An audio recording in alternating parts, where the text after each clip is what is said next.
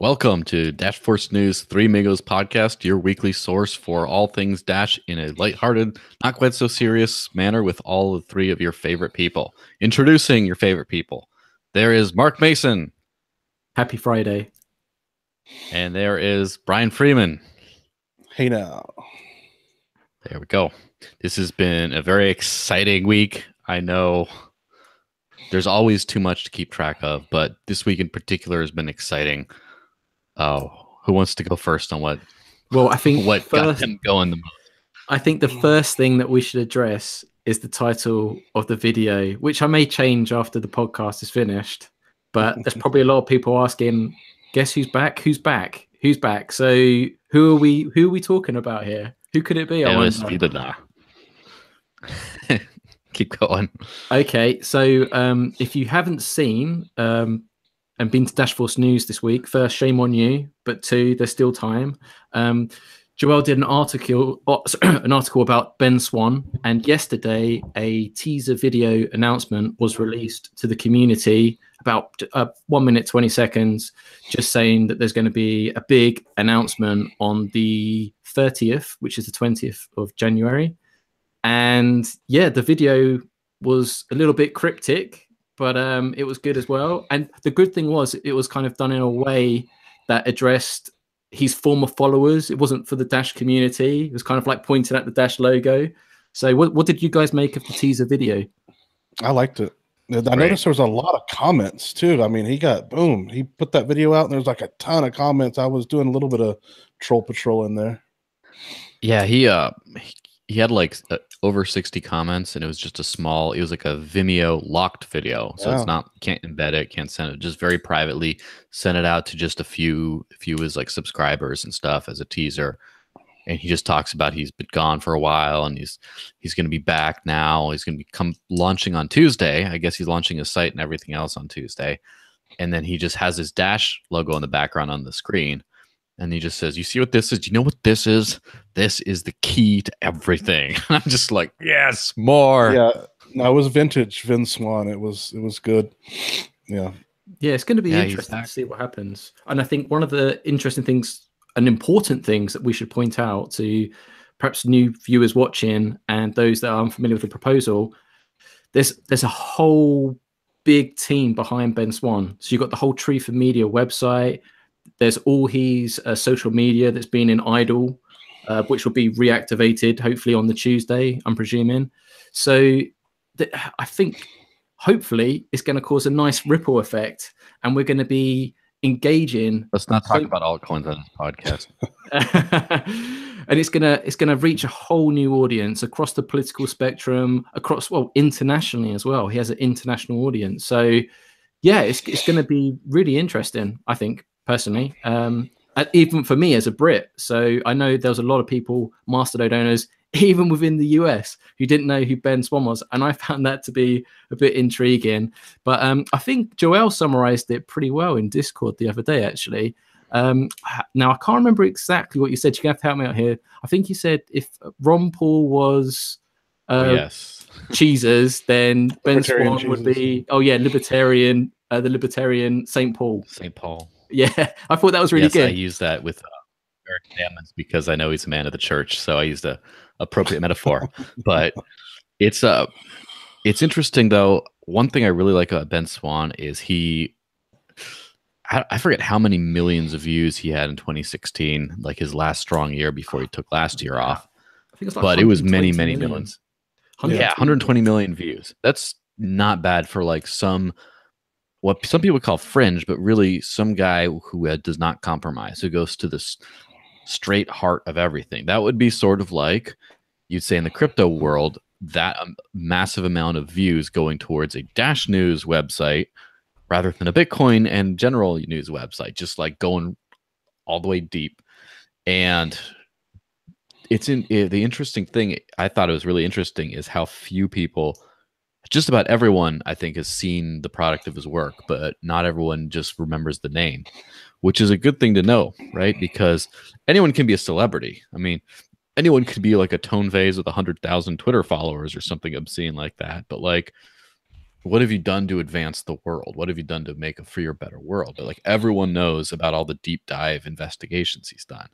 And that's the good thing about Ben Swan is he does have a little bit of he has a great showman personality that can really just deliver, speak well, and kind of get you stay very professional, but very get you going too.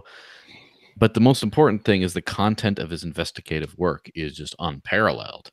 And that's the thing is so many people in a world of so much bias, he just goes straight to the heart of things, doesn't worry about political correctness. In fact, he had to go away because of a political correctness, right?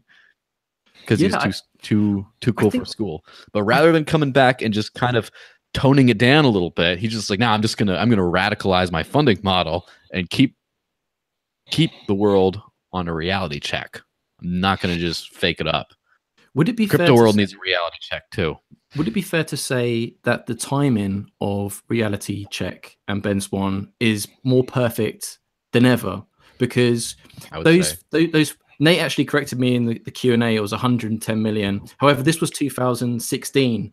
It's 2018 now. And with all the whole fake news and political divisions, especially within the States, I think now with a growing social media presence in the youth of today, it's perfect timing. It's like the perfect match. And depending on delivery, and I have no reason to doubt Ben, he's a professional. Yeah, I think it's good, and I think it's the right time. It's like I feel like we need this, like even outside of Dash, like I kind of feel like people need like a wake up call, hence the reality check, right? So yeah, I think it's perfect timing, and I think even the youth of today that perhaps didn't know Ben Swan, that have their phones surgically attached to them, I think they're going to resonate because, as we've seen from reports and studies, the youth today, they don't watch TV. They're either watching people play video games on Twitch, or they're on social media, or they're watching, or they get their news from YouTube, right? So yeah, it's good. It's all good for me. It's going to be twice a week. I don't, how was it always, was it once a week before, or was it, I don't remember. I don't remember because he always had a regular news anchoring job at the same time. And he kind of just like went back to that once he stopped doing reality check. But I think it's like now that's the thing a lot of people don't realize. I mean, first off, wow. So he was homeschooled, right? Which I can resonate to because I was as well. According to his Wikipedia page, which has a bunch of biased stuff in it, so don't look too closely. But it says he earned a bachelor's degree in liberal arts from Brigham Young University in '93 at the age of 15, and a master's degree in history from California State University in '94 at the age of 16. Master's degree at 16. Woo! That's tough to compete with, right? I mean, I enrolled in college. I was homeschooled, so of course I was a little bit early with stuff as well. But I only enrolled in college like the last few weeks of my 14th year, right before I turned 15. But I'm not as smart as him, so it took me until I was 20 to finish college. But this dude, woo! I mean, that's something. And it's interesting to note we're on the verge of a revolution here, right? The new media revolution is really, he kind of built his brand on like YouTube, for example, on just using new media to get what the old media couldn't really get across. But still, his old media connections are what ended up making him have to take a break for a while. But now, not only is he's back with digital cash Dash funding that can't be censored, right? No outside party can just go yell at the core team and say, bring this guy down. They're like, sorry, we can't do anything about it. And he's also broadcasting on a series of different platforms, including DTube, right? The Steam-based YouTube project that's not censorable, as well as Library, LBRY, the other with the other similar project. So he's working on decentralized platforms as well. So he could be one of the first big stars of truly decentralized media. This could be historic. This could be the first. Start with Dash. This is the first truly decentralized media giant. I think with DTube as well, every video upload automatically goes to Steam as well. So that I can see him ruling Steam it completely. But Brian, let's get you into the mix. So I've got a question for you. So don't panic. It's just a nice one. So just how like cryptocurrency is trying to be the money revolution, escaping from the legacy banking system, would it be fair to say Ben Swan is in the parallel where he's trying to escape legacy media and become the free press, free of censorship? Would you agree with that? Yeah, he's kind of always done his own thing. I mean, he's never really bit his tongue as far as I can tell. But yeah, this is a whole new level. It'll be interesting to see. Yeah, I mean, like for those that are perhaps unfamiliar with Ben Swan, I think you've been a follower of him for a long time, right? So what's his kind of background? I mean, I don't want to get political because then everyone kind of has a bias, right? But he kind of covers like the topical issues that kind of go across the political spectrum. So for international viewers, they don't have to kind of worry that, you know, is super alt-right or it's always Antifa. It's kind of like, it's whatever the hot issue is, but looking at the facts. He never comes from the Republican or the Democrat, or he always comes from like an independent viewpoint. He's always fair and balanced. I hate to use that, but yeah, he literally is. You may not like the facts, but he presents the facts. That's what I really like about him. And yeah, he doesn't try to, you know, it's not partisan in any way. He looks at an issue, he just gives it straight. That's how he does. Straight. It's interesting because a lot of people kind of don't find a lot of people try to find these sort of tribal divisions anyway. They try to say, well, the world is the world, right? But some people try to say, well, some facts are political. No, facts are facts, right? And that's the interesting thing, is to see who's formed around these ideas. Like cryptocurrency is radically decentralized and radically transparent by its initial nature. Now, you can have improvements like private send that can make it completely anonymous as well. But the big initial offering is radically transparent, radically decentralized. And the thing is that those kinds of transparency can be a really useful thing for a lot of things. But it's funny because the decentralized thing tends to take over in terms of who gets involved with this stuff, right? Like you find people finding like a lot of the crypto anarchist kind of thing centers around cryptocurrency, or to a certain, I mean, for example, WikiLeaks, right? WikiLeaks using Bitcoin. I don't think they cared about Bitcoin. I just think that Bitcoin's the only thing that cared about them, right?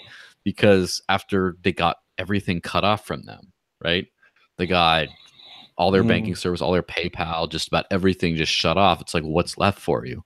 And so a lot of people, the same thing sort of happened with Ben Swan, where after I shared his stuff all over the place, all of a sudden I got a bunch of people with like Pepe memes, meme faces liking me and following my stuff. And a lot of people saying like deplorable and like Patriot America, go Trump kind of people. Like a lot of those people have been like chasing after me, and I'm just like I have nothing in common with you guys. Well, it's patriotism, is it? Because they believe in especially American freedom, liberty. So I can understand how that narrative would. Yeah, but it's funny because it's like a lot of conspiracy theory type people, and like I don't give a crap about conspiracy theories, right? I don't care. Yeah, it was the whole Pizzagate thing. That's why you got all the Pepe stuff and stuff like that. But it was in the media everywhere. So I've been like, how can I mean, even even the far left, like Huffington Post, I think it was even on like Fox. It was on all the big stations. I mean, even we heard about it over here. So I think he dared to. Well, he dared to kind of tell. He dared to. From what I haven't watched it in a long time, that Pizzagate. I had to watch it again. But he seemed to just report stuff that the mainstream media was not willing to report. And as far as I could tell, it was all, true or fact-based, or, the information that was available at the time. And, like a lot of stuff has come out since then and just proven, a lot of that even more true. I mean, although there was tons of, let me just say this, there's tons of crazy conspiracy theories about that as well. But Ben doesn't go down that route. He tries to keep it straight. It's funny because you don't get to choose your friends or enemies in life. You only get to choose the path that decides that for you. And it's funny because that just by investigating something like that, not even coming up with conclusions or anything, just investigating, trying to get the facts out there, all of a sudden got a bunch of crazy alt-right people to be like really appreciate his efforts, and a bunch of people on the more establishment left as opposed to the more like Occupy Wall Street, Bernie Sanders kind of vibe, but like the more establishment, like Democratic Party, Hillary Clinton kind of camp, hating him. And it's funny because some of those people, for their own motivations, or I wouldn't say, I don't know how much I want to associate, but some of the more establishment left-leaning people managed to get themselves into the Dash community and even have some Dash masternodes, and were not very happy in the beginning. But then some of them, you know, from actually digging into the details of what Ben does, we're just like, wow, this guy's pretty good. Like this is, and now there's that like Dash alliance, and now unlikely allies again, like the first major media personality to be funded directly from a cryptocurrency.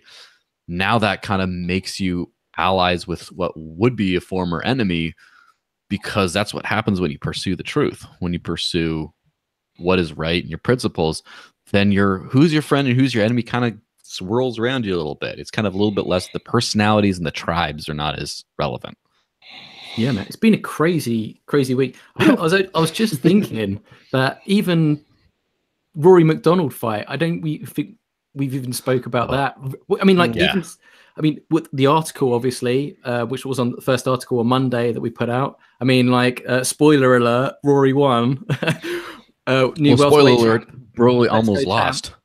Yeah. Like, okay, so man, there was a lot of people watching that fight. I couldn't figure out in time how to like stream it, and then all the links to stream it came at the last minute. So I was already at the out of Buffalo Wild Wings watching the UFC fight, and I got them to turn on a couple of TVs to Bellator, although they said they couldn't or whatever, and they figured it out eventually. So we had like Rory on all the TVs around in the bar, and we're just watching like biting nails because he got hammered with some low leg kicks, and he basically lost his ability to walk almost at the end of the third round. He was basically done for, and then he just pulled out more from deep within and managed to somehow jump on top, do some ground and pound, some good elbows, stay on top, and win the fight with the true heart of a champion. And I mean, both those fighters are amazing fighters. Now, here's the thing. I've heard some people say, oh, Bellator, that's nothing, whatever. Bellator has some big stars in it, and Rory is one of the best welterweight fighters in the world. I mean, everyone knows the UFC. Everyone knows who Conor McGregor is. Everyone knows he's like, oh, the baddest guy on the planet, whatever. The only guy in the UFC who defeated him, Nate Diaz, was totally ragdolled by Rory McDonald when he was in the UFC. UFC's current welterweight champion, Tyron Woodley, was easily dispatched by Rory McDonald. And despite fighting all these like some of the best UFC fighters out there, Rory still said that Douglas Lima, who he fought in Bellator just over the weekend, was the hardest opponent he'd ever fought. So it's a talent-stacked organization, and it's crazy to have Dash so front and center there. I mean, it was brutal, wasn't it? It was bad. Yeah, his leg got chewed up really bad. It was painful to watch that. That was, that Lima, he was much tougher than I thought. And Rory said that he was one of the toughest. But yeah, with the Rory acquisition and this, it just seems like with that fight, I think Bellator has really stepped out into another level. They're really becoming the only real UFC competitor. I mean, they have a huge lineup now with Rampage and Chell, and they've got Big Country, Roy Nelson. They just got their card. They just got more and more people. So, and then they're on Paramount now. They just seem to be more professional. They seem to really be. They've got Goldie. They've got Big John McCarthy now. They've got Stitch, the cut guy. So it's really familiar to a lot of the UFC people. They got a lot of familiar faces in there, and I think they're really going to do. They're going to be bigger than ever this year. I think it's turning one into of the like biggest things. It's one of the Dash field moments. I mean, like, yes. Well, those that are my watching, thought on that.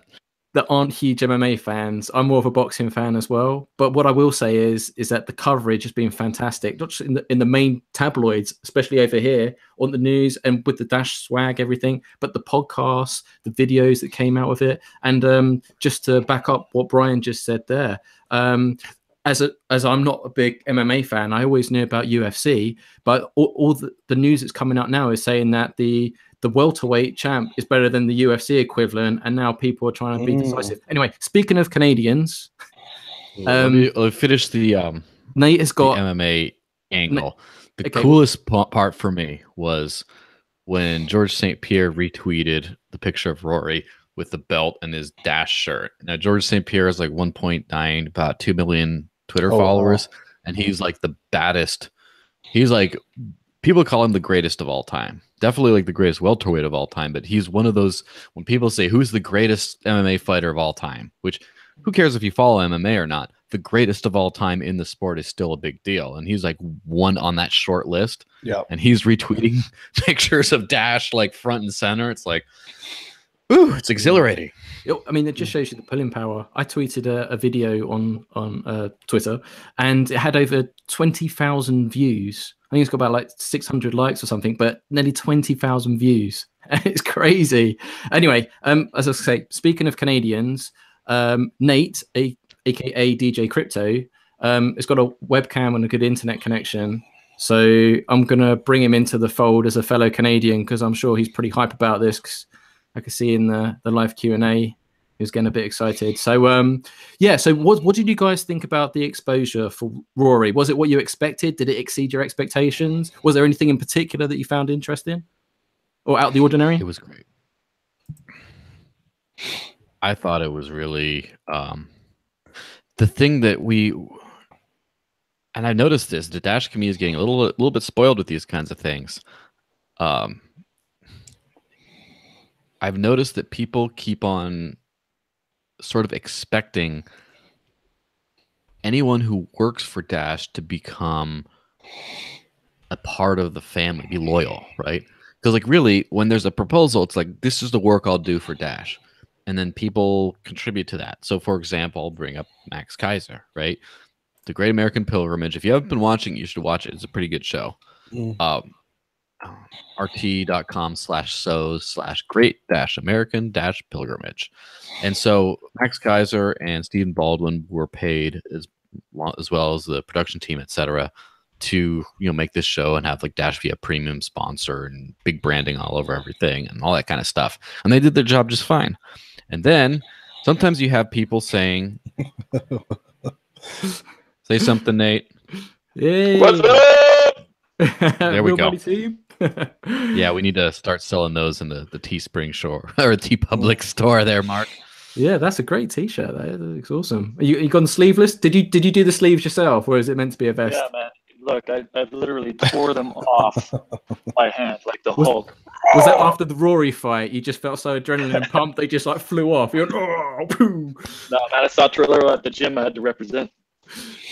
Yeah, just don't get any Dash pants that you bust out of next. That's inappropriate. Well, I mean, Nate was ringside at the event, right?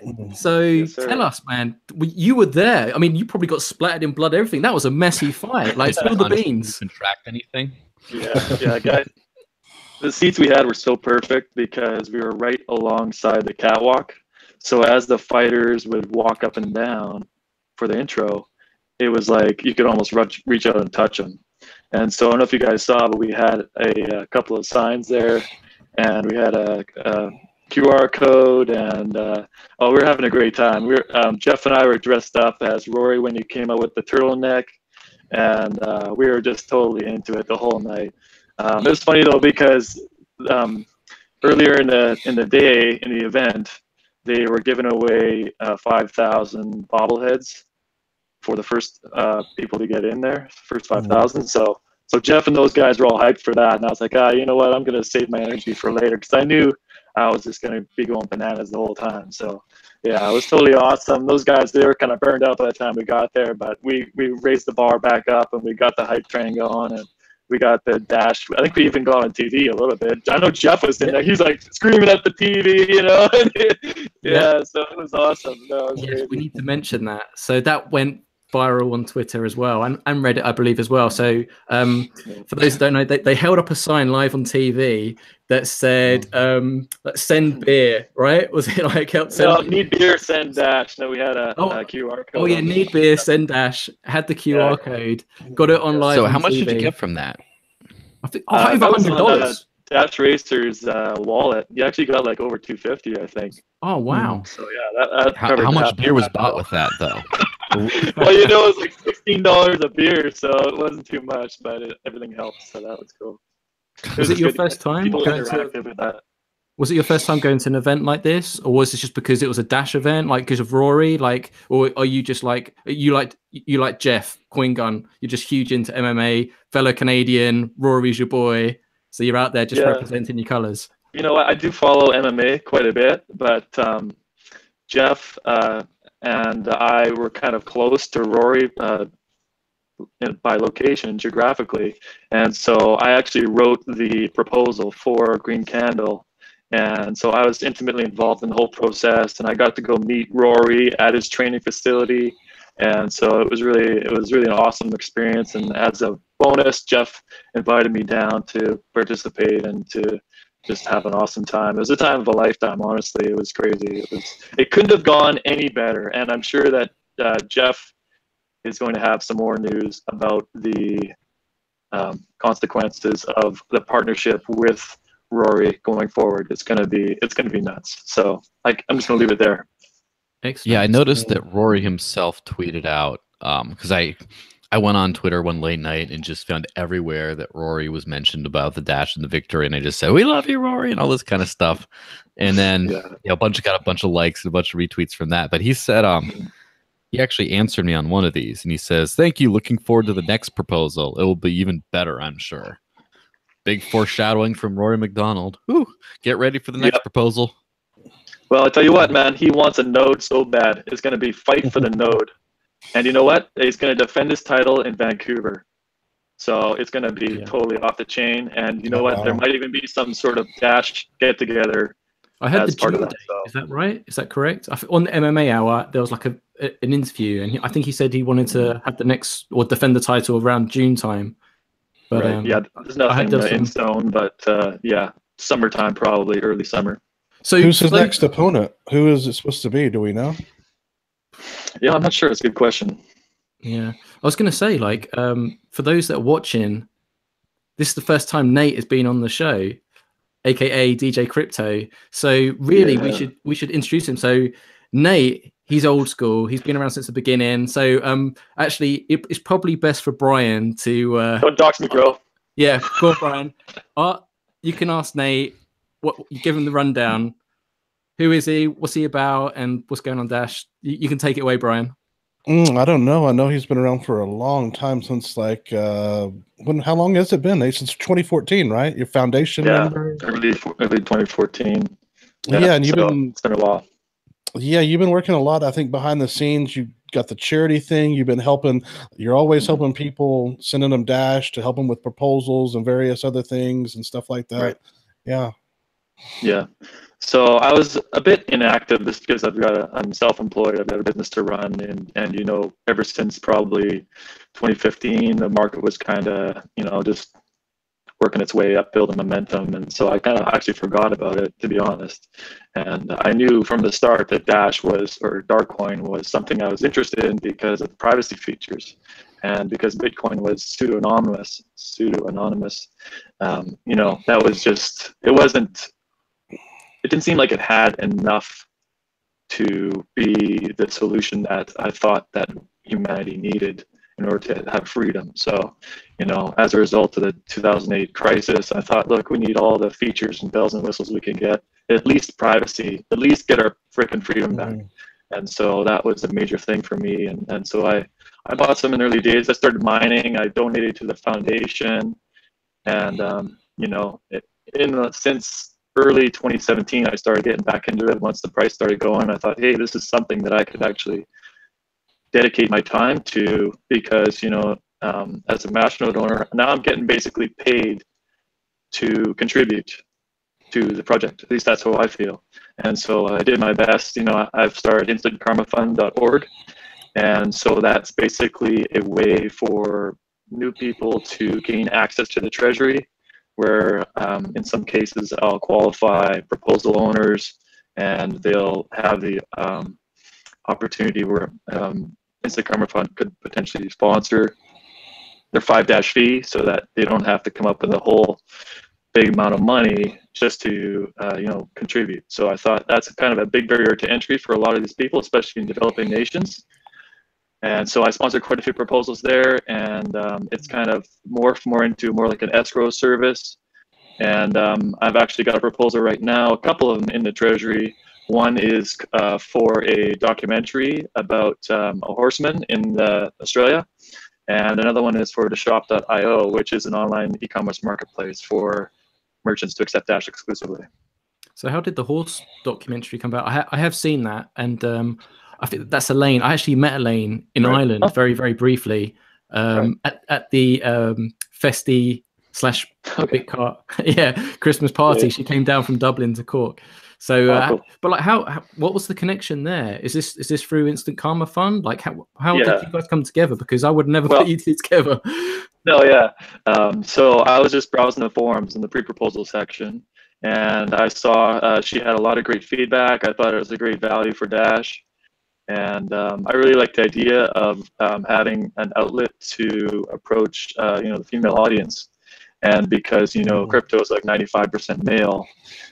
We need to start providing some content that's more like female friendly, and I thought that was just a great opportunity for Dash to get some exposure through a great documentary with high production value and also a great return on investment. So I offered to front the fee for Elaine's proposal, and I submitted it, and it's getting really great votes so far. So we're looking forward to getting Dash in, basically a potentially award-winning documentary that could be all over the place. And I know Elaine, her first proposal suggestion didn't really include a reason why the gentleman, the horseman, Steve Halfpenny, he actually accepts Dash for a lot of his products in his online store. And so I thought, well, hey, that would be a great value add if Steve could kind of go into a little bit more depth about, why cryptocurrency, because, he'll have his audience engaged, and then they'll show how it works. And so that's why I add a little bit of extra for that, that extra value add there. And I'm psyched. I'm stoked about it to see Dash and something like that. It seems like Dash is going everywhere now, and it's just like, I'm on fire for Dash, man. This is crazy. Yeah. I've heard Mark and Joel talk about that. What exactly is? I don't understand it. It's a horse documentary. Is it? How does Dash tie into it? Talk more about it. Well, yeah. So Steve is a horseman. So, yeah, no ponies involved here. But Rainbow Dash. Steve is a horseman, so he helps people train their horses, because some horses have character and personality, so you have to be able to you have to be able to interact with horses, and Steve does it in a way that's kind of almost like telekinetic. Like, he can actually feel the energy of the horse, and he can calm them down, and he gives horse people a way to train and help guide their horses. And so Steve sells products on his online store, and he accepts crypto. And so that's the tie-in, is that Steve he's going to be implementing, I think, through WooCommerce API, so that there's zero fee for Dash, for accepting Dash on his store. Right now he's, I think, crypto, some sort of crypto gateway. But we're working on that on his site, and Elaine is going to do a Dash transaction in the documentary to show how Dash works, and Steve is going to go into a little bit of depth about why he likes Dash and why he accepts cryptocurrency. So That's the tie in there. What is? How much are they asking? What is the price on it? I think it's 17 plus 5, so like it's 22, something like that. And it's exposure to hundreds of thousands of female audience. So, you know, and it's high production value. It's not like, well, we had a comment in the Q&A saying that Elaine is an award-winning producer and director. So has she got like a big following? She's obviously... Oh yeah, she's got hundreds of thousands of followers on Facebook and all over. So, you know, this is not like somebody with a handycam going out to a barn, right? This is a real production, and it's going to be submitted to a lot of the independent film festivals, and we're expecting, you know, really top billing there. So it's going to be great for Dash. Right. I didn't expect it looks like the proposal system seems to be kicking a little bit more into high gear this time around. I mean, I remember last time back in December, it was something like 40% of the entire treasury was spent, and very little more than that was even asked for. And now, I mean, obviously there might be some proposals that aren't anywhere near passing, but there's over 9,000 Dash requested out of 6.6 thousand that are available. And so right now it's 69% funded. I mean, I'm sure voting deadline's 3 days from now, which means that's when a lot of masters just start, you know, cracking their knuckles and checking out what to vote for. It seems like they got into the habit of doing things last minute, but we should have like a good healthy ecosystem. Why? Going. Well, we should probably I'll give you. Everyone's noticed, but why? I have a theory, right? A lot of times you have Dash Core funding proposals that have gone in like really last minute, like just a few days before, no pre-proposal, no warning, no nothing. And because Core has such a stellar record of delivering in most cases, people just tend to rubber stamp them. It's like, all right, that's fine, pass it, fund it. Yeah, and so a lot of, Well, the reason I vote later, have started voting, I vote for some. I've only voted for probably 10%, maybe 15% this cycle. Only the ones that I knew I really liked and was going to vote on. Sometimes I'll vote abstain at first just to let the proposal owner know that it's not going to be easy for them, and then I'll come back and usually vote yes. I'll try to get them to. Yeah, See, well, I'll try to get them to. You could have said anything. You could have been like, "So I could wait, so there's more comments, so I could make a more informed decision." No. But it's like, no, I want to make them sweat. Now that's the second part. That's why I vote late, is because I do some of these that I don't understand, or they're too complicated. I do wait, and then I come back at the end and see what everybody else has kind of figured out and worked out. And the ones that I do understand, I try to get in the comment section, try to work stuff out. But the ones that I don't, I wait, and then I come back and read the comments and read the responses, and then that's why I vote late. Did you vote TriStar? Okay, so I don't have any proposal in this cycle, and there is no one proposal. I mean, sorry if this offends anyone. I've not looked at the proposals deep enough to have anyone that I'm like excited about or I'm trying to push to pass. I'm sorry, I'm just out of it. I'm too hardworking. However, I am lobbying for one thing: vote, but more importantly, explain your votes, especially the no votes. If people write a big, long, massive proposal, shove it in there, put up like $4,000 of their own money, and everyone goes, yeah, that's great. Everyone just votes for it. It passes. It's like, oh, I guess they liked my idea. Like, I know why they liked my idea, I think, because I wrote all this stuff why it's a good idea. I didn't write anything about why it's a bad idea, because why would I do that? So they have information to go on, that this is their market signal. This thing that I want to provide is worth being voted for. Now, if you vote it down and don't comment, that's a different story. Now all of a sudden you have a rejection but no information.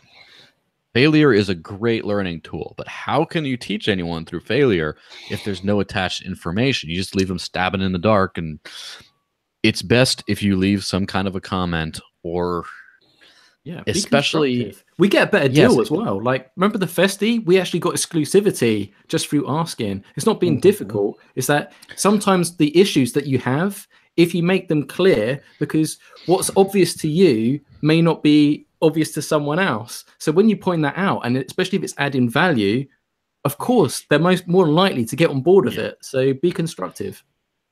Yeah, and I would definitely like to get in there a little bit more, even though I don't vote, I don't have a node, but just to try to ask hard questions and also point out obvious things and just sort of like try to, even though it doesn't necessarily reflect the no votes, try to at least give some of my thoughts on why there might be some, so that then there's something for proposal owners to go on if it doesn't work out. Like, yeah, I think it would have been better if you did it a little bit further away from the voting deadline next cycle and had a good escrow thing. Also, if you address this one thing, I would guess it has a better chance of passing. Just something to go on. Then you can kind of go through there. And also, if someone else is voting no, you don't know why they're voting no, but you know why you're voting no, or you know why you almost voted no. Give some of that info too. Nothing wrong with that. Yeah, some people they don't want to cause trouble, or they want everybody to like them, I guess, and so they're all, they just say positive things in the comment section. Some of us are not afraid, and then other people go the opposite direction. They just were savage and crazy. That's a really good point, and I hadn't even considered that before, because now, I guess before, Mastodon owners could keep they could be anonymous almost. They can come in and vote how they please, but now everyone's a lot more engaging and the community is much more open, especially in channels like Discord, especially the channels for Mastodon owners, where people are openly communicating, talking about proposals. Yes, if people have a good memory as well, and quite often Mastodon owners have been involved in these proposals as well. So, like an elephant, you never forget, right? So yeah, you're right. You have to be careful what you say and what you wish for as well. Yeah. Yes. Let me give an example of that exact politeness sort of issue. So when I submitted my Liberty 4 proposal, late December cycle, I got only 2 no votes and no negative comments. And that kind of makes sense, right? There's not a lot of negative votes, so there's not a lot of negative feedback. Now, here we go with Amanda's new proposal, and she has 696 yes and 86 no. So it's passing by a very healthy margin. However, that's 86 no and not a single any kind of new, just all positive comments. And there's a lot that's like over $50 million worth of no votes right there. That's a lot of, I mean, compared to the yes votes, it's nothing, but it is something, and there's no information attached to that. No, well, I like the way you did, but I really would prefer if you kind of got more of this, or can you also do like a weekly video or every other week talking about this, in absence of when you get placed and things, or I like the way you do this, but I would rather you not comment on competitors like Monero, like in that one article, or I'd rather you comment more on, like, there's no information there. She's just like, all right, I got 86 no votes. That's kind of high for my stellar record before. Why to get those? I have no idea. I feel like we should do the disclaimer now. So basically everything we say in this podcast, one, is not financial advice, right? Okay. Secondly, these are not the views of Dash Force News as a collective. What we say, or we're speaking individually right now, so we can be open, and we all have diverse, different opinions. I can tell you behind the scenes quite often as well. So yeah, like screaming at each other. Take everything. Yeah. So like, do your own due diligence. Always do the best to make an informed decision. And yeah, Joel and Brian are right. Like, these are why the commenting sections are so important. And to come back to the original question, that is probably a lot to do why these votes come in so late. And I think one of the things that perhaps people don't really consider and factor in is how stressful it is for the proposal owners going through that process. I mean, fortunately, I don't have any hair to pull out, right? Well, speaking of hair, what are you going to do? I was talking to Ben Swan, and his proposal had overwhelming support with like over 1,000 yes votes and about 200 no votes, despite being like, I think, the largest proposal to date in history at that time. And he at the end, he said he was making a joke about it, hey, do you have any hair left? He says, only the eyebrows. And so I posted some picture, like a shaved head model looking all sexy. And then he posted a picture back of like Gollum from Lord of the Rings. So even wildly successful kind of proposals from really solid competitors, right? It's hard on some people. And I understand, Stephen Hill in the comments here said, maybe people don't want to put out a contrarian view if they're clearly outnumbered. Yeah, I understand that. Yeah. However, if you're putting out a contrarian vote and you're clearly outnumbered, for a thing, for a thing, who knows who you are, right? if you're just some random commenter or whatever, if you're a community member who uses that pseudonym, then that's a different story, who people kind of know who you are. But if you're just a random commenter, or right now, Dash Central has a little bit of a trolling problem because anyone can just create a bunch of accounts and just comment or whatever. So if you want to say something, like, I'm not sure if I'm encouraging sock puppet accounts here, but my point being, if you can express those views and have it not tied to you in some kind of a way. Right? I think or people are taking those less serious now that they have the Masternode owner badges. So you're almost got, if you want to be taken serious, you're gonna have to rock it under your alias, your moniker. And yeah, like an Amanda, she's very popular, so they don't want to speak out against her. That's simple as that. I understand that. And also as well, like, I'm always contacted by people about pre-proposals going up, but I actually refrain from commenting in the Dash Central because I believe it really should be strictly for masternode owners. I want to see and it's a good way to judge sentiment as well within the masternodes, because having anyone being able to comment is quite a dangerous thing, I feel, and it has been taken advantage of before. And also as well, I don't want to put my influence or bias on something here. Like, we can speak candidly and we can say, like, look, we're just spitballing, like, we're just talking things through. But I just think you got to keep Dash Central clean to get the most out of it. That's how I feel personally. Yeah. Also, like, the way I comment, of course, is usually on my own proposal, or sometimes it's as far as like official capacity. For example, when conducting investigation on a proposal, I have done something there before, or sometimes just because a lot of times the community just asks me, like, hey, what's up with this proposal? What do you think of that one? All that kind of stuff. Hey, what do you ask him? And sometimes I ask, like, for example, the Festi proposal seemed pretty good, except the elephant in the room was, wait, you just given all this money to a company to run? That doesn't make sense for Dash. And so I just said, what about exclusivity? And they're like, great thought. We'll be Dash exclusive. I'm like, oh, well, good. Now we got that. We got that settled because, someone asked like the hard question or whatever. I'm not sure if it's a hard question, but definitely not a controversial or confrontational one. Just like, hey, I wonder about this. And a lot of times people don't exactly know. Master owners are getting a lot tougher than they used to be, right? A lot tougher. However, the toughness seems to be instinctual, right? It seems to come from instinct, not quite. Even though the instincts tend to be correct, they're not always very well articulated. So sometimes it takes someone to articulate those instincts and just say, the reason why it's like, instead of just saying, I don't know, this seems like a lot of money, how can we trust you? Instead of saying just like that, saying, I think that what would make this bet more sense is to either have an established presence in the community, have some kind of a legal contract with an organization, or use a trusted escrow provider before asking for this sort of sum of money. And it's like, oh, now that general mistrust kind of vibe got written down in something that's actually concrete that people can actually, metaphorically take to the bank, right? Yeah, let's bring Nate back in because he has another proposal, the Dash Shop, which some people, I don't know, I don't think they see how big that thing could actually be, but it seems to me that it's going to be, whenever the app comes out, it could literally be like an Amazon of, Dash, and it's like a merchant portal. So there's going to be, yes, the evolution is going to allow different shops and business, whatever, to have an app, but a lot of them are not going to want to do it. So I think what Nate's is going to do is going to make it easy to get these merchants in and have like a merchant portal and help them advertise and everything else. Is that about right, Nate? Yeah, you nailed it. I just want to have a place, I know decentralization has kind of been our focus recently, but it's nice to have one place to go and spend your Dash, where you can just go and search, just like Amazon, and you have all the merchants included in that search.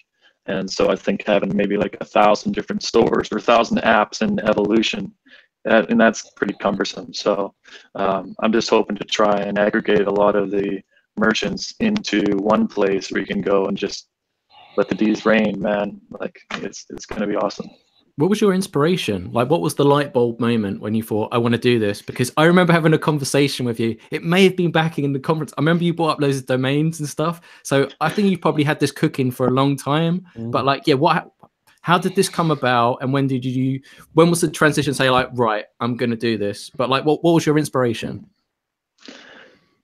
You know, my inspiration, to be honest, was using Bitcart, because I really like the idea of being able to use Dash on Amazon, but being restricted to say $1,000 worth a time, or maybe because they didn't have the greatest mechanism for automating the payouts of the gift certificates, I thought, well, why don't we just skip a step and go straight to the merchants? And then it'll be like there's no more hoops to jump through, kind of thing. So I mean, lots of credit to Bitcart, because they've done a great thing, and I know they're improving. But I just really want to have a website where people can go and have access to items that are maybe even not on Amazon, funny as that seems. And another big initiative of the shop is going to be implementing merchants in developing countries like Venezuela. So I've partnered with Dash Help, Alejandro from there, and I'm going to also offer bounties for the community members to basically activate the community to go out and recruit solid merchants that they feel are worthy to be representing Dash on shop.io. So what's this closest to? Is it kind of, I mean, it's a big, lengthy proposal. There seems to be a lot to it. So I've seen some people use the comparison of like Open Bazaar or like an Etsy. Are they fair comparisons for people that haven't read the proposal or aren't voting? But is that a fair way to summarize it? Yeah, to be honest, I'm not that familiar with those things. I just kind of tried to model it after an Amazon type experience, or like Massdrop or something like that, where it's just keep it simple, have a bunch of different categories, have regions, have a couple of different languages. So like, let's say if you're in Venezuela, you speak Spanish, you click a button on the top right, click the Spanish flag or the Venezuelan flag, and so you can switch languages and have a whole have it basically cover the globe where Dash merchants accept. And so it's going to be a little bit challenging to do like the shipping and whatever, but we're going to do whatever we can. Like I was speaking to Alejandro in Venezuela, he was saying that merchants online there, they don't even provide quotes for shipping because it changes so dramatically. So it's unbelievable. They basically just kind of settle on the day and say, here's what I want. And then the customer says, okay. And it's like, well, here we go, So it's really an adventure. And, if we can get Venezuela on Dash and have them a way to spend it and to save in it and to exchange in it, I think this whole infrastructure is going to build up for Venezuela, where, we can basically create a huge economy there. And that's going to also happen in Africa with BitPlus and Green Candle's proposal there. We're solving a lot of problems in these places. And so I think that's the low-hanging fruit for Dash, is to go in and offer these alternatives. Yeah, so it's a two-part proposal. The first one's going to be a website build out and everything else, getting all the groundwork laid. And then the second part, which I'm most excited about, is the app. And that's going to be a separate proposal. Now, my question was, and I saw somebody in the pre-proposal talk about the Kuva Cash and the profit sharing. I don't know exactly how Kuva Cash has done it, but it has to do with the blockchain. It seems really cool. How are you planning to do like the profit sharing part of the app? With this, you just said the Swiss trust you were going to do with that. That's excellent. How is that numbers wise? What's the split look like?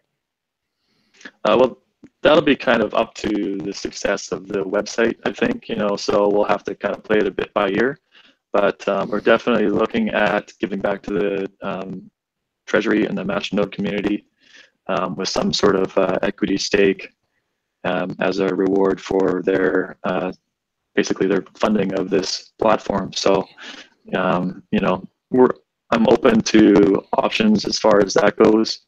And I think it's like a New Zealand trust, is it now, or I don't know. Yeah, that's what, yeah. So regardless, yeah, it's going to be an incorporated company, so it's going to be legitimate, and there's going to be equity available. And so, you know, I'm going to have to get a quote on the actual cost to build out the app, depending on this complexity and whatever else. But the great thing about the Evolution platform for app developers, obviously, is the Dash Drive. I mean, there's no hosting fees. So the operating costs are going to be minimized, right? So it's going to be really awesome. We're going to maximize the profit for Masternode owners, and we can talk, you know, if Masternode owners want, like, you know, to shop to charge a flat fee just to cover some of the expenses, then, you know, I'm open to that as well. So it's going to be a discussion.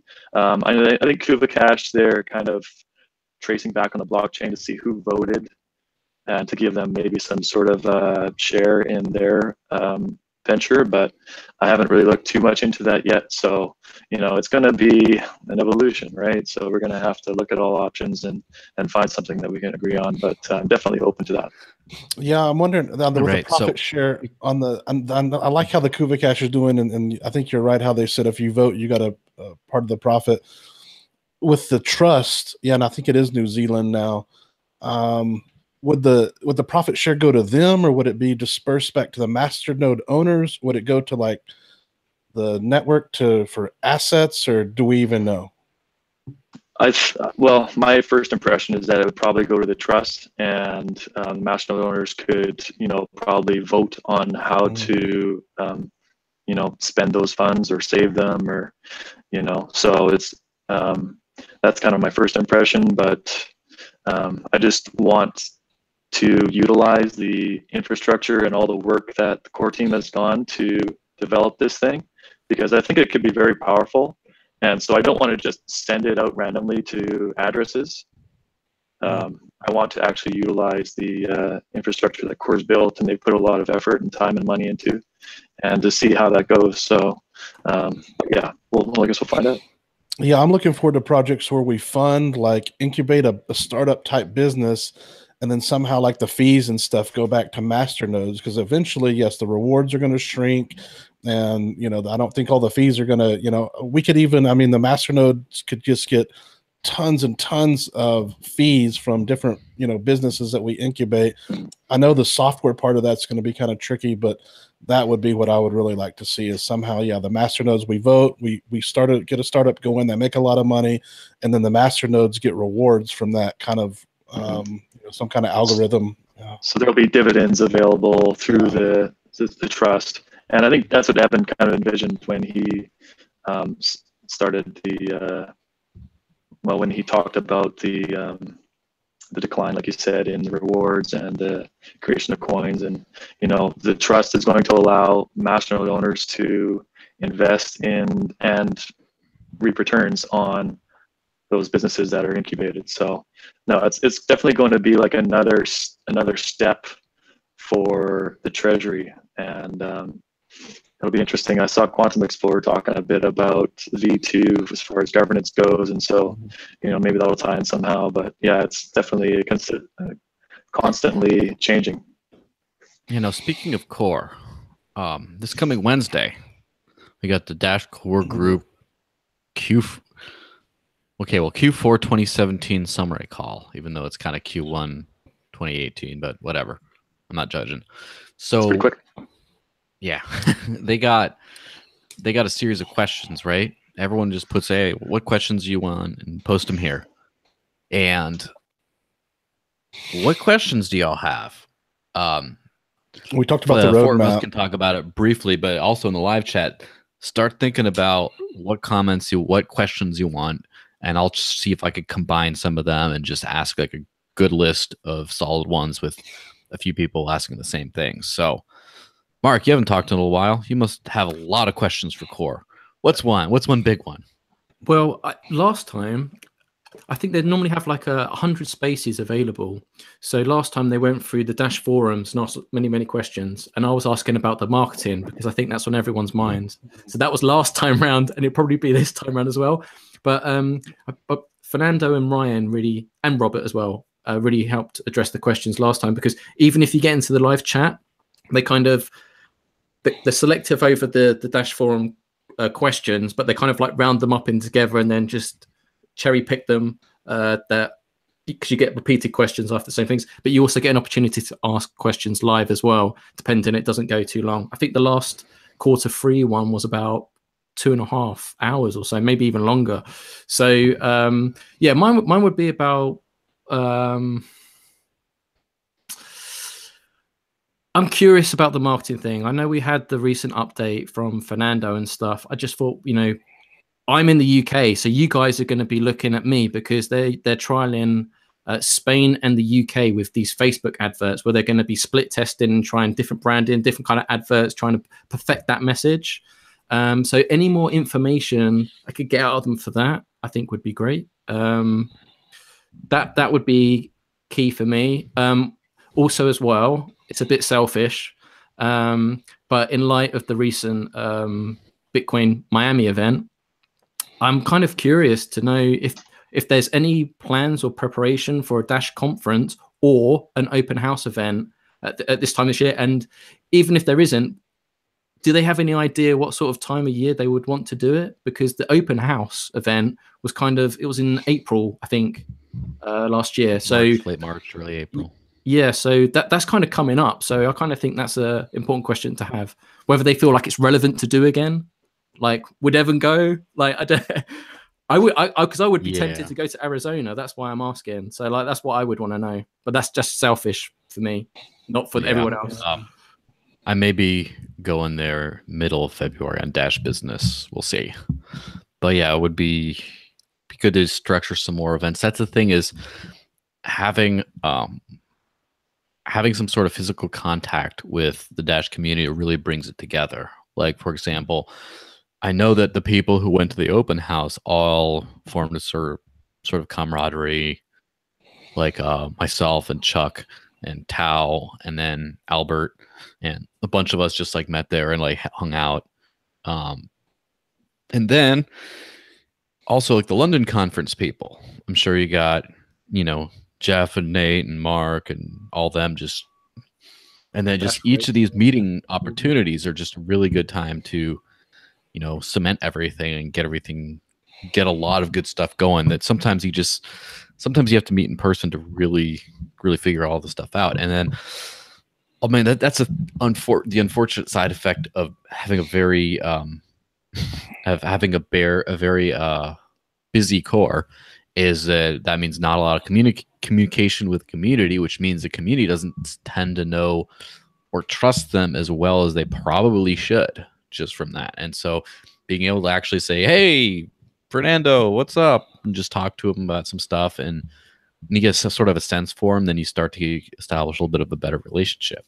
So I think that would be a really, really great thing to do. What about you, Nate? Do you have any questions?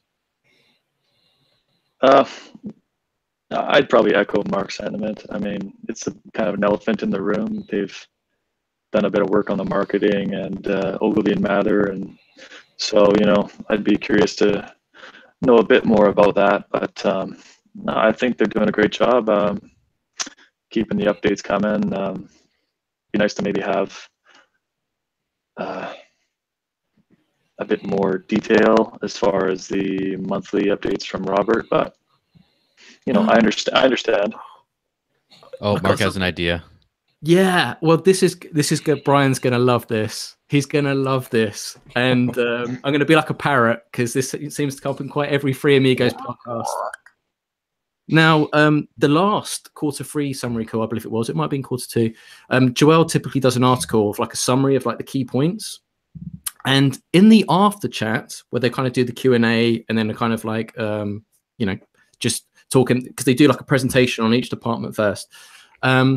Ryan actually said, so it might be in the Q2 summary call, that he was asked a question about proposal fees, And he said at some point in the future that they're going to be reduced. And I remember we reported on this on the article, and then even some people on the core team, like, what are you talking about? So I think at that, to be fair to Ryan, he was answering a question, and he was just talking off the top of his head. It was kind of a loaded question, but like I want to know, because the price has gone up, quite a bit in December. So now, is that going to be revised? What's the core's position on that now? I don't think there's going to be any movement on reducing the masternode collateral, but the proposal fees, as they discussed that before, I think a lot of people are thinking about that. But then we could go into Dash Boost, all kinds of things, right? Yeah, exactly. Yeah, there's a lot of solutions that are coming. Again, we got so many proposals. I'm going to be spending hours going through all these proposals this weekend. It's going to be crazy. So yeah, we've got Dash Boost, we got Nate's thing, we've got Green Candle that's helping with, Dash Force helps with smaller proposals. There's a lot of help for people who don't have that feat. Was it the Jim Birch's Dash Incubator? I hadn't seen much from him lately, but yeah, they're helping with fees. I only have one question for Core. When is Coinbase integration going to happen? That's it. That's my question. I'm sure that they'll throw the table up in the air if they hear you say it. Been asked that so many times. That's the thing, is Coinbase is, what do they call it, the unicorn? Because it's like a several billion-dollar company. And I just covered it today, that the Robinhood app, it's like a stock trading app that's very popular among younger generations, is also a unicorn, and with something like over 3 million users, right? That's not bad. And they're adding crypto chart stuff, I think, around now, but within about a month they're going to be adding a cryptocurrency exchange to compete with Coinbase, and Dash will be on that. So Dash is going to a Coinbase competitor with, what was that? What was that? Zero. You want? Oh, I thought it was some kind of innuendo. I was going to say like the commissions. Yeah, go say it. Yeah, not something poll related. Anyway, so it's they're going to do.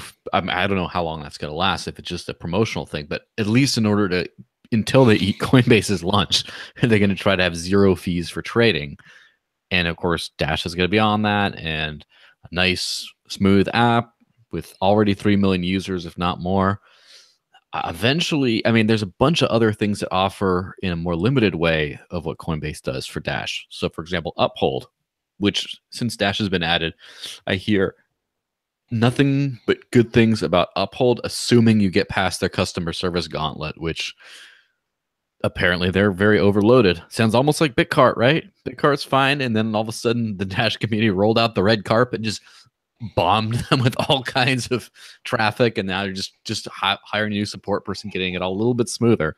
But Uphold has the same thing. Mercury Cash is still very much a startup, but it's Dash for credit card as well. You can actually buy Dash on the Robinhood app right now. And I can't believe we haven't mentioned this yet, but obviously we've had a lot to talk about. But here's the thing, right? Something's going on in Canada. There must be something in the water, right? But we mentioned Masternode. Syrup. It's the maple syrup. It's the maple syrup army. It's the real money team coming through. That's what it is. They're taking over. So Nate mentioned dividends. Brian mentioned Masternodes. And I mentioned Canada. Why? Because actually Neptune Dash, and we actually featured them twice this week. Joel did an interview with Troy Wong, who is the director and CFO, and we also did an article because on Monday they went live on the TSX Venture Exchange under the ticker stock exchange. Dash. Yep, under the Dash ticker. So on the Robinhood app now, you can actually buy Dash and get some shares. Neptune Dash shares. Yeah, so Neptune great. Dash, as far as I know, their exclusive plan is to build and operate Dash masternodes. They're just masternodes. You're basically investing in Dash's infrastructure and a whole lot of Dash itself. Now, I think the shares were like 70 few cents right after their IPO. And I think they're down to like 40 something now. But they were number 2 on the TSX Venture Exchange the day it launched, and number 2 in volume, which is insane. And I think the volume is somewhere in like 16 million or something. And I remember casually overhearing that they would have been happy, they would have been content with a 1 million volume. So they got like 16 times the volume that they were wanting. And it's just nuts. And some people also noticed that at the share price of, well, when it was like 50 some cent, like 54 cents a share, consider the amount of masternodes that's behind. That's like, that would price Dash at around 2,800 Canadian dollars per Dash, right? And I know Canadian dollars more like monopoly money than like real dollar, but well, we need the real money. Got to get that dig in that's there. Why we're powered by Dash up here, man. Well, how many shares did you buy? Well, that's the thing. How many shares did you buy, Nate? I cannot disclose that. Oh, here we go. Disclose that conflict of interest. But that's an important thing is, to a certain extent, obviously there's a lot of stuff you're investing in. It's not just the units of Dash, it's the actual maintenance and stuff of the master nodes. It's also just the fact that you can, the biggest thing is, obviously we know the price can be different across different exchanges. Like for example, in Korea, where there's a much higher demand for it and not as much of an ability to move that into other countries, right? And so same thing, like what about all the people that don't want to, like, can you imagine you're like businessman dad or uncle or whatever just signing up with like Poloniex or something and doing a whole crypto thing and just like trying to get a hardware wallet, like all that, just that funny money weird stuff that we have to deal with all the time? Like, no. What about people that are just waiting on the sidelines until they can buy a stock? Oh, now there's a stock. There's value in that, right? And not only is there value in being able to just buy it like a stock because it is a stock, but also there's value in having an access to that market. Those kinds of people might really be looking into Dash and really like Dash and value it way higher than its present price. Whereas something like Litecoin, they're just like, what the hell is this? And they wouldn't buy shares in that. And so that's the problem. People are saying, oh, the price of DAO, why haven't the markets reacted to Rory kicking butt? Why haven't the markets reacted to Ben Swan? Why haven't the markets reacted to GoCoin and all these other things? Because those people are crypto speculators for the most part. There's not a lot of the kinds of people who'd be attracted to Dash on those exchanges, right? There's some of them, but not overwhelmingly. And so it's not how is Dash being priced, it's also who's pricing it.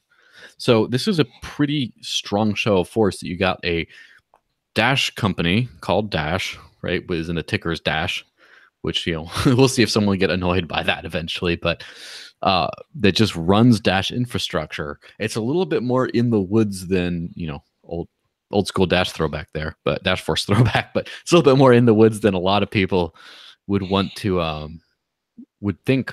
But you got a lot of investors that are willing to throw a lot of money at this. Clearly they've kind of done their research.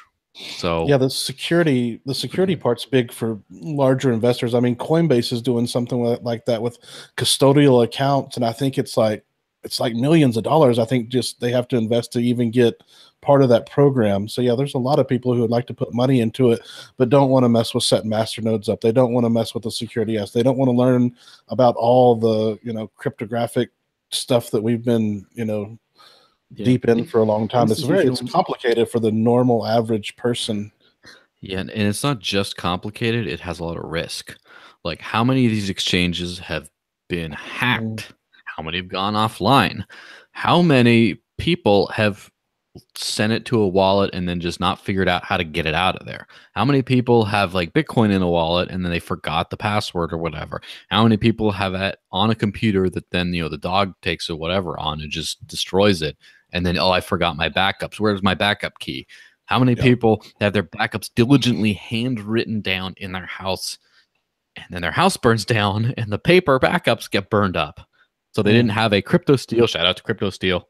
They didn't have a crypto steel backup for their seed. I mean, this is a lot of risk, a lot of challenge. Yep. It's scary. I mean, even for someone like me who's been sending, receiving, and holding crypto since 2013, like I still get a little bit like, well, what happens? Like when my like hardware wallet cable gets a little bent and it doesn't, I have to like bend it the right way to connect it. I start freaking out because I'm like, oh gosh, it's all gone. And so I understand a lot of people are just really terrified, especially if like $1 million in like a master, you got to like have your $1 million hanging around the house somewhere. I mean, holy crap. Yeah, I remember how nerve-wracking it was to send master nodes to the collateral address or whatever back in the day when it was like $7. Now it's like, yeah, it's scary. Yeah, it's not fun.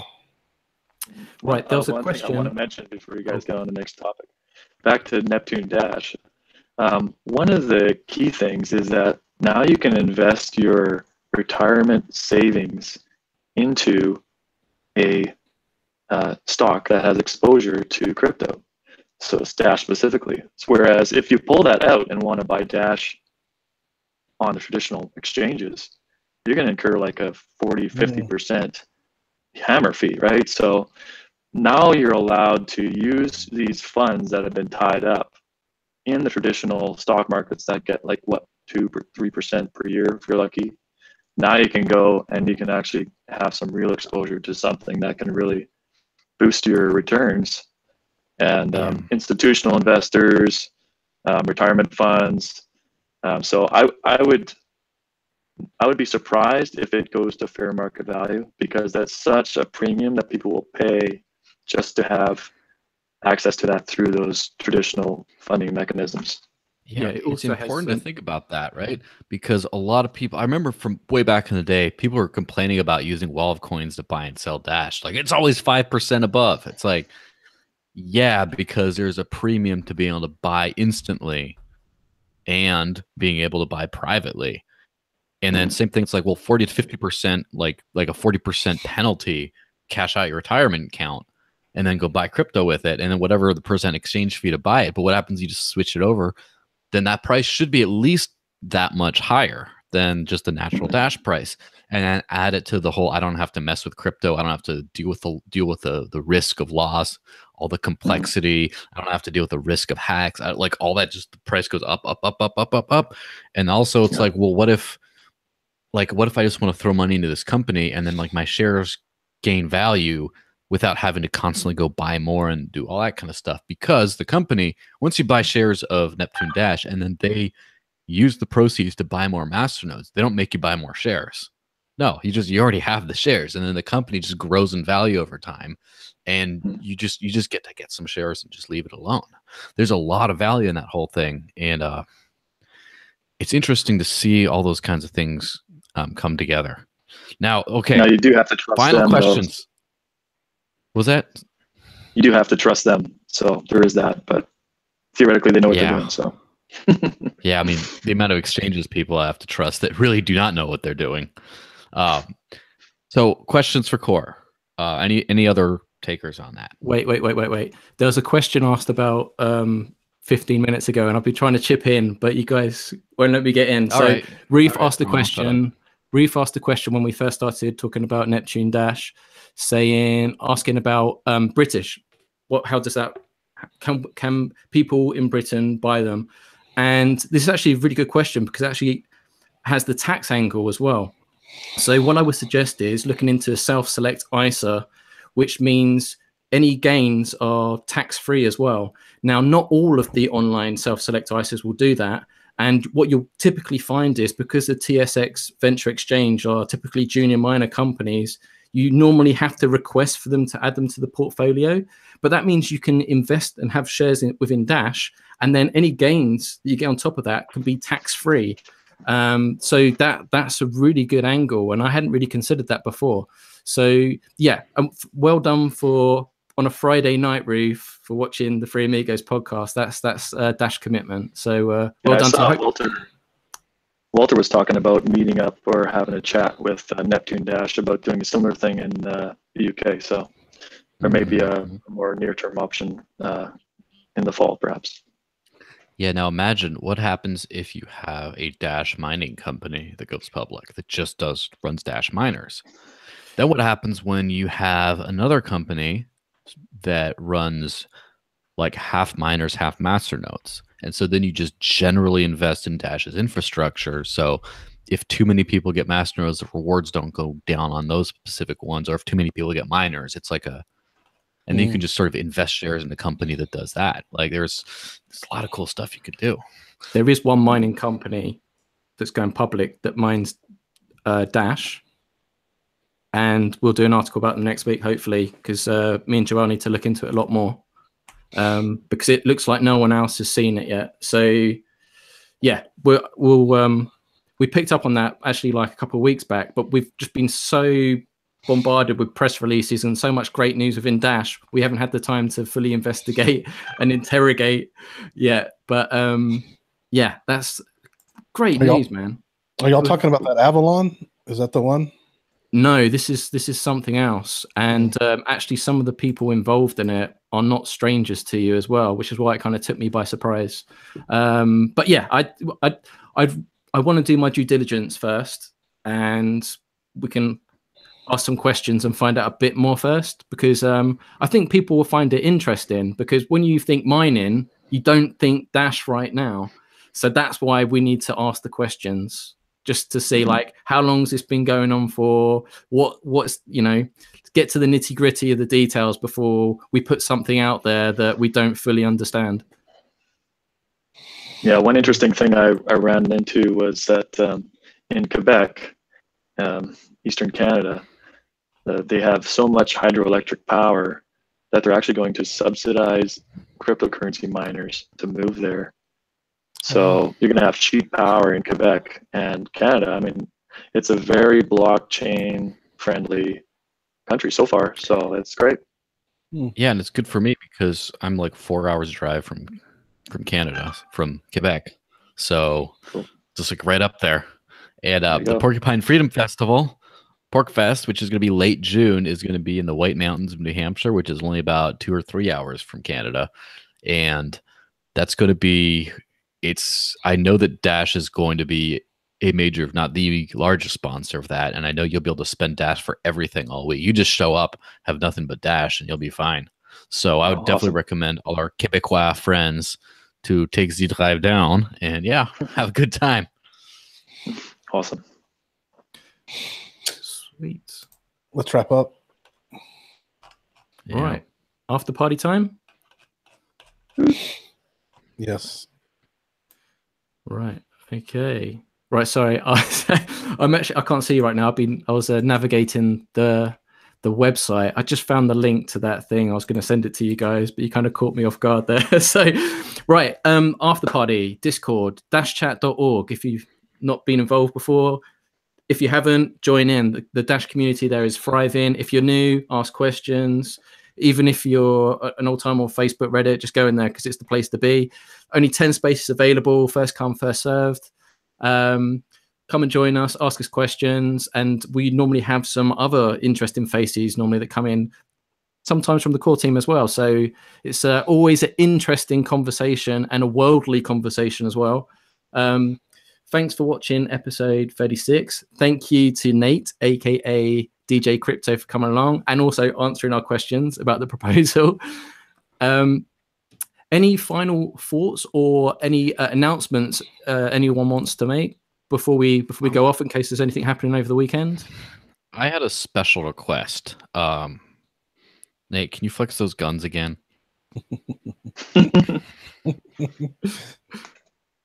Whoa! There we go. Oh, all right. Anyway, power by Dash, baby. All right. Yeah. Everyone go vote, and everyone go to the thread on the Dash forums that talks about the quarterly Q4 2017 summary call. Throw in your questions and have a Dash-tastic weekend, or whatever lame thing we're calling it this time. Yeah. Okay. Well, yeah. Have a fantastic weekend, and yeah, we'll see you next Friday. Yeah. So stay dashy, Nate. Stay dashy. Peace. Stay dashy, yo.